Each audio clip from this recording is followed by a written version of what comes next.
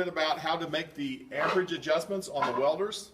We've got a Lincoln welder, AC DC welder. I'll show you both of those. I've got an AC Lincoln welder here. I've got a 20th century, an old 20th century welder here, and we've got another AC Lincoln over here. Okay, so I just need to basically show you these three welders right there. I'll show you this one here first. This one is AC or DC, and to get AC or DC, I simply adjust this knob right there. I've got an AC, alternating current, and when I work with alternating current, it simply goes with this gauge right here. So right now it's set on about 150 amps, and to adjust that, I just simply have to turn this hand wheel, and that will adjust my amperage. Now, an easy way to remember, or where do I put my amperage? An easy way to start out with your amperage is simply take the diameter of the rod that you are working with.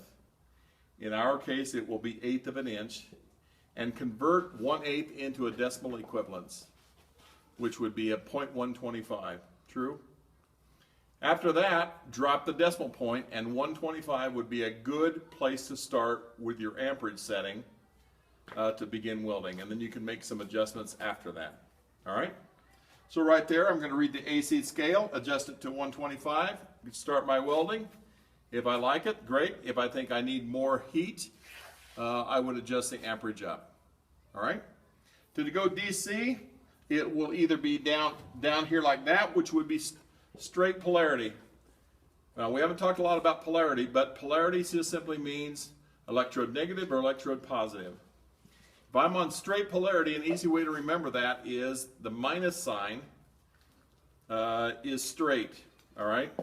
So it would be electrode negative, or the electrode is hooked to the negative side. That's straight polarity. You okay with that? All right? Same thing down here. Just down below that is my DC scale. Okay? This welder is a pretty big welder. Goes from 30 to 250 straight polarity. Now that I've showed you on straight polarity, now I need to tell you, you don't use straight polarity hardly at all. There's just a few electrodes where you might use straight polarity. On the DC side, you will use reverse polarity or electrode positive. And you can see electrode positive DC plus. It's written right on here. Still going from the same gauge from the DC side. I would use my ground. I would use my electrode holder. Okay? These are the two cables I have. This outfit is fixed up with TIG welding also. And we probably will not be doing any TIG welding. So this part of the outfit we will not use. We're just basically using the bottom part right here. Okay? So I've got AC DC welder, and I can be electrode positive, electrode negative with the two scales right there. I cover everything? You okay on that? All right? On the Lincoln welder, the AC welder, it's really pretty easy. It just simply snaps in to different spots. Okay, I can buy this as a 225 amp welder. I can probably buy this for $250 or so. It's not very they're not very expensive. Okay, and they're really, if you're looking for home use or just a little bit of use like that, that's how I would do that. It's just obviously you cannot change that when you're welding, and it just goes up in 15 amp increments. Okay, so I don't have the variable like I do on this particular Lincoln welder. Are we okay on that?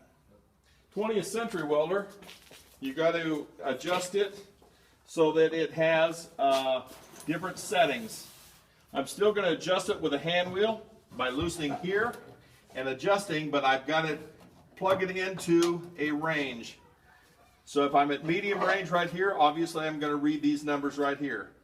Plugged in right here, I'm at about 104 amps. If I'm plugged into the bottom on the low range, I'm going to be at 35 to 40 amps. On the upside, right here, I'm going to be adjusted to 150 amps. Now this is all AC.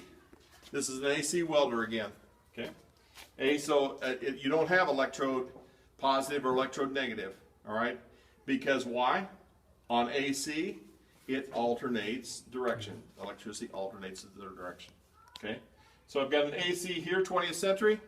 In the other room right here, we also have a 20th century that we will dig out if we need that. Okay, so with the stick welders, we have 1, 2, 3, 4, and 5 around the corner. We've got 3 MIG welders, 5, 6, 7, and 8, and we have 2 oxyacetylene welders, 9 and 10. Matches the number of students we have. Okay with that? So that's how we adjust the stick welders. Questions? Okay.